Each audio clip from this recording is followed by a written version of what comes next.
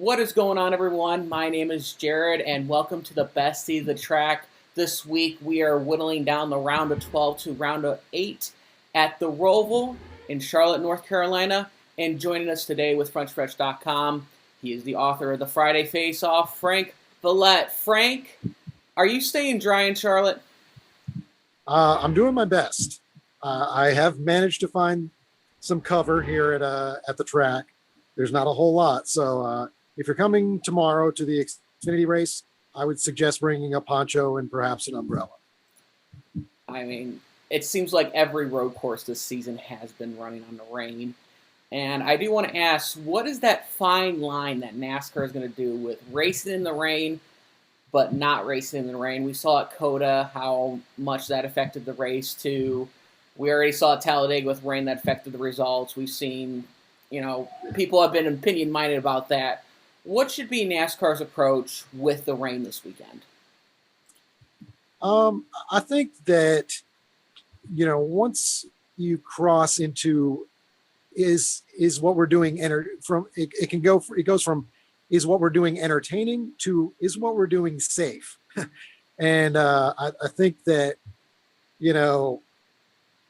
when cars won't, are it's almost impossible to keep the car on the track and guys can't see the car in front of them, then it might be time to think about, putting a stop to things, at least until the rain lets up.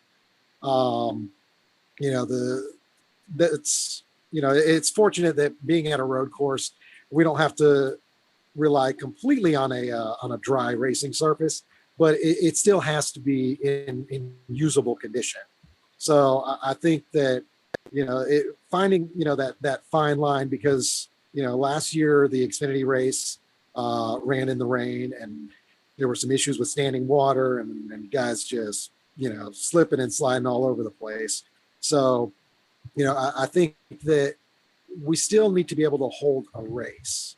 It might be a different kind of race, and with more caution and trying not to overdrive the circuit, but you still have to be able to put on some kind of show. I do agree with that point. I mean, with the rain tires this year, NASCAR is trying to provide that entertainment with the tires. I understand that, trying to push the boundaries. But on your point, too, safety matters, and that's the number one big thing with NASCAR, is able to see. And if they can balance that out, I know the Xfinity race might be an issue. It's probably going to clear up by the Cup race, but hopefully we can have some great racing even in the rain. Frank, I want to turn into Sunday. In the round of 16, we're talking about how concerned Hendrick Motorsports should be. They had 2 of their 4 drivers outside the cut line, outside of Bristol. Yet both of them all 4 of them made it into the round of 12. This time, 2 of the Hendrick cars are outside again and almost need to win to get in.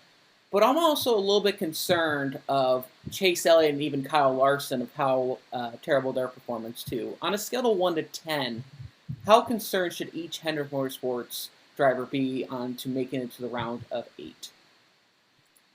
Well, I'll start with Kyle Larson. I think he would probably be, no more than a 4. I think that team, has been so strong, consistently throughout the year. He's got a victory already this year on a road course.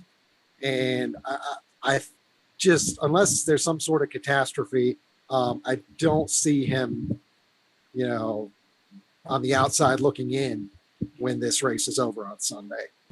So too, Chase Elliott. I think Chase Elliott is probably, given his history on the road courses, particularly here at the Roval, I mean, I can't put his chances worse than a 3. I don't think that there's much concern there. However, for Alex Bowman and William Byron, I think the 2 of them have got to be in the 8 or worse category.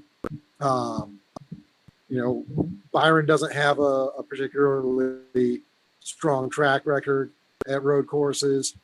And more importantly, they just haven't run recently like they did all year. I mean, Alex Bowman has 3 wins. William Byron had like a zillion top 10 finishes in a row. And then all of a sudden they picked the worst time of the year to go cold. So I think, winning would be a tall order for either one of them. And I think that definitely be,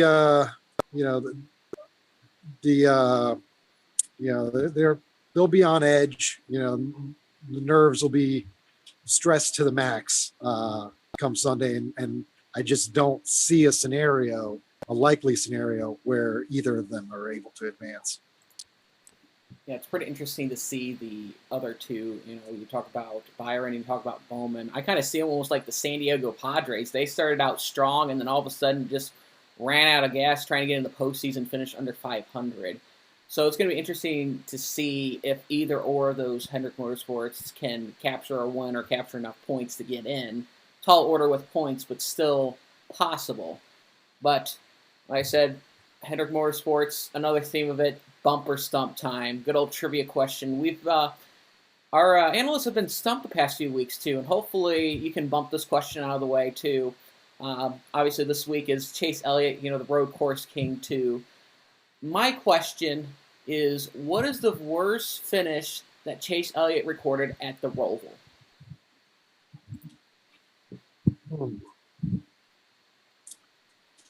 I'm going to go with, say he was 9th in the inaugural event. How far off am I? You were right. It's the inaugural event, but it was 6th place. You were close. Okay, 6th. Hey, like I said, that was almost outside the top 5, but Chase Elliott's resume here is pretty impressive, to say the least, too. I mean, you got the event correct, but you didn't get the place correct. But, hey, like I said, you did pretty good, too. So, on to our last picks of the race, too. I mean, we've been talking about him. We just had the bumper stump question with him. Chase Elliott's pretty dominant. I'm not going to bet against him. He's been pretty well at road courses. This is his track. Who are you picking to win? Are you picking Chase Elliott or are you going to go someone outside the oval? Chase Elliott obviously is the easy pick. And if I was going for a guaranteed top 5, he would be my guy. I have a feeling this week about Martin Truex Jr. He has a strong resume on road courses. He came within a very dramatic few feet of winning the inaugural event here. And I feel like that team has just kind of gotten lost in the background here lately with all the talk about, the Hendrick Motorsports and Denny Hamlin and the Chase Elliott, Kevin Harvick feud. Nobody's paying any attention to that 19 crew. And I think that's actually the way they would prefer it. And I think that I look for him to be strong on Sunday, and I'm going to go with Martin Truex Jr. It seems like Martin Truex Jr. does that performance, too. I mean, look at his Richmond win. Nobody was expecting him to win, and then all of a sudden he just won. Like I said, straight out dominated that race, coming from a start violation. But, it's interesting, even last week, too, when I had Phil on the way, all three, but between the two of us, we predicted the top 3. He predicted Bubba Wallace and Brad Keselowski to do well, and I predicted Joey Logano. So these are going to be pretty strong picks for your, if you're doing some fantasy. Keep your eye on Chase Elliott and Martin Truex Jr. Frank, it was great to have you on here, too. And from everyone on frontstretch.com, you have a great weekend at the Roval, and we'll see you when it's the round of 8.